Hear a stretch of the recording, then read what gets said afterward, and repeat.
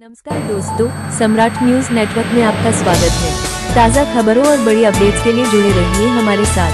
अगर आपने अभी तक हमारे चैनल को सब्सक्राइब नहीं किया है तो तुरंत कर लीजिए और बेल आइकॉन दबाना बिल्कुल मत भूलिए, ताकि आपको हर बड़ी खबर की सूचना सबसे पहले मिले। तो चलिए शुरू करते हैं आज की खास खबरों के साथ। तो आदरणीय सचिन भाऊ साठे आज आपल्या छत्रपती संभाजीनगर मध्ये आले। आंबेडकरी बांधव, मातंग समाजाचे बांधव, अनुसूचित जातीच्या सगळ्या माणसांना त्यांच्याबद्दल आदर आहे आणि भविष्यामध्ये या सर्वसामान्य न्याय देण्याचं काम ते महाराष्ट्रात करतील।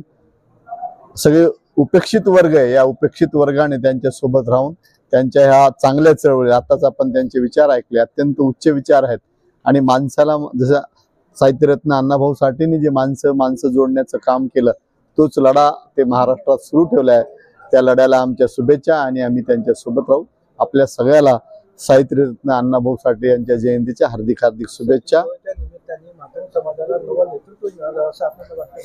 100% आज मातंग समाज माझा जो आहे, मी काही टीका टिप्पणी आजच्या दिवशी करणार नाही, पण मागच्या नेत्यांनी समाजाला थोडं भरकटण्याचं काम केलं आणि सचिन भाऊ सारखा एक उमदा तरुण आणि तरुणांना सोबत एक नवी फळी निर्माण करून एक नवा आदर्श आणि मातंग समाजासाठी नवी दिशा आहे आणि एक मोठा नेता आज त्या दृष्टिकोनातून महाराष्ट्राला मिळेल, मला असा आशावाद आहे। त्यांच्या भाषणातून आज अण्णाभाऊ साठेंच्या साहित्यातलं प्रतिबिंब दिसतंय। नाही, मला तर असं वाटलं काही की होते अण्णाभाऊ साठे स्वतः बोलतायत का, अशा पद्धतीचं। आणि राज्याचे आपण प्रवक्ता झाले राष्ट्रवादी काँग्रेसचे, नाही आता तो काही विषय नाही। सत्यशोधक अण्णाभाऊ साठे यांचा जयंती सोहळा संपन्न होतोय आणि तो वेगवेगळ्या भागांमध्ये राज्याच्या पलीकडे आता तेलंगणा, कर्नाटक, मध्य प्रदेश, गुजरात, तर ही एक विचाराची क्रांती होते। अण्णाभाऊंचा विचाराचा जागर आता खेड्यापाड्यापर्यंत पोहोचलेला आहे। लोक जागे झालेले आहेत, लोक रस्त्यावर आलेले आहेत आणि म्हणून आज मला या निमित्ताने अण्णाभाऊंच्या जयंतीच्या निमित्तानं या शहरामध्ये येण्याचं भाग्य मिळालं। आमचा एक मोठा कार्यक्रम संध्याकाळच्या सत्रामध्ये पैठण या ठिकाणी आहे, पैठणच्या ठिकाणी, आणि म्हणून मी त्या निमित्तानं चाललेलं असताना या ठिकाणच्या विद्यार्थ्यांनी मला विनंती केली की आपण या शहरामध्ये यावं, तुमचं स्वागत ठेवलेलं आहे, आणि म्हणून मी आज या ठिकाणी आलो। खूप छान असा कार्यक्रम होता। तर मी या प्रसंगी माझ्या संभाजीनगरच्या सर्व समाज बांधवांना एवढंच आवाहन करेन की आज आपण अण्णाभाऊंच्या या सगळ्या एकूण जो गवगवा पाहतोय देशभर, की अशा मॉस्को शहरामध्ये सुद्धा अण्णाभाऊंचा पुतळा बसलाय, तर आपण अशा या अण्णाभाऊंचे वारसदार म्हणून मोठ्या ताकदीनं एका सामाजिक संघटनेमध्ये दाखल झालं पाहिजे।